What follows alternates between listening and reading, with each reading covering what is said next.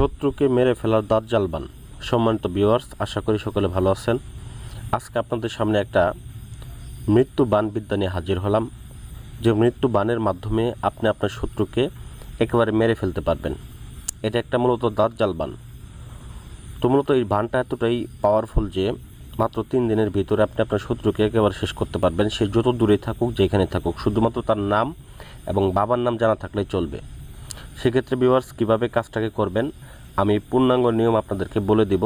অবশ্যই ভিডিওটা না টেনে প্রথম থেকে শেষ পর্যন্ত দেখবেন। তো নিয়মটা একটু সোজা, তবে সোজা হলেও কাজটা কিন্তু আসলে সোজা না। কাজটা কিন্তু করতে গেলে অবশ্যই একটু কঠিন হবে, তবে যদি মনোযোগ সহকারে কাজটা করেন তাহলে অবশ্যই আপনি ফলাফল পাবেন।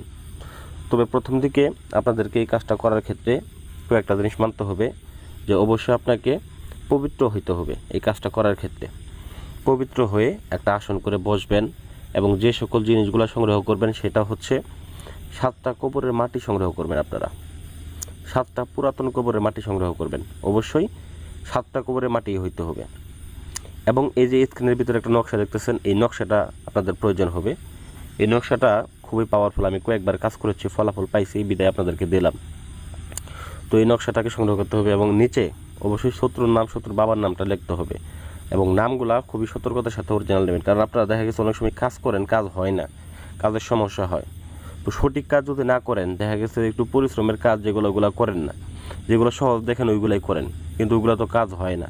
আবার খরচের কথা চিন্তা করেন, যেখানে খরচ 2 টাকা কম ওইখানে করেন, কিন্তু এগুলা খরচ যদি যখন দেখবেন যে একটা কাজের খরচ যত বেশি হইতেছে, কাজটা তত শক্তিশালী হইতেছে। কারণ মাল সামানো যত দিবেন তত এই জিনিসটা শক্তিশালী হবে। ঠিক আছে, একটা বিল্ডিং করতে গেলে যেমন মনে করেন যে ইট বালু সিমেন্ট পর্যাপ্ত পরিমাণে দরকার, এইগুলা কাজের মধ্যেও জিনিসপত্র পর্যাপ্ত পরিমাণে দরকার। তো যাই হোক, যে কোনো শনিবার অথবা মঙ্গলবার দিন আপনারা এই কাজটাকে করবেন।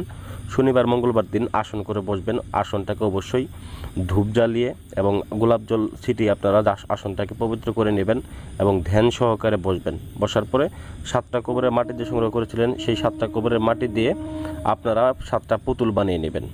7টা পুতুল বানিয়ে নেওয়ার পরে আপনাদের যে কাজ সেটা হচ্ছে এই নকশা 7টা অঙ্কন করা। 7টা অঙ্কন করে শত্রুর নাম, শত্রুর বাবার নাম লিখে দেওয়া। লেখার পরে পরিশেষে 7টা তাবিজের মধ্যে ভরে নেওয়া।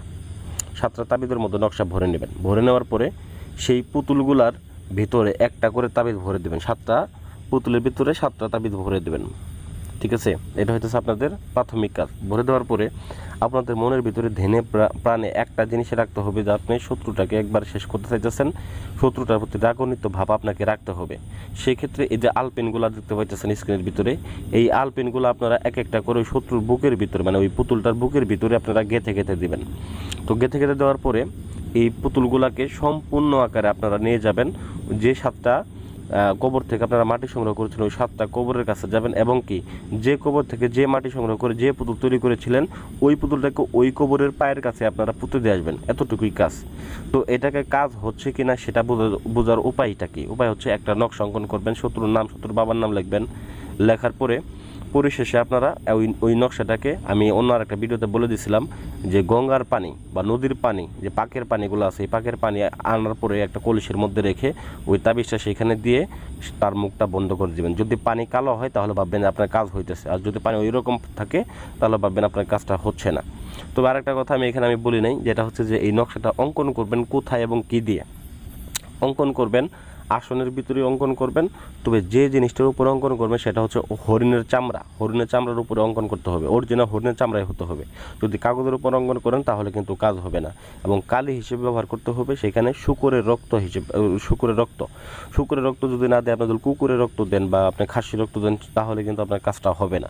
তো এই জন্য আপনার শুকরের রক্ত দিয়ে অবশ্যই তাবিজটাকে লিখতে হবে। তো জিনিসটা একটু কঠিন হলেও কিন্তু কাজটা কিন্তু আপনারা ইজিলিতে পেয়ে যাবেন। তো যাই হোক ভিউয়ার্স, আশা করি ভিডিওটা ভালো লাগবে। ভালো লাগলে অবশ্যই লাইক করবেন, কমেন্ট করবেন এবং আমার চ্যানেলটাকে সাবস্ক্রাইব করতে ভুলে যাবেন না। আসসালামু আলাইকুম ওয়া রাহমাতুল্লাহি ওয়া বারাকাতুহু।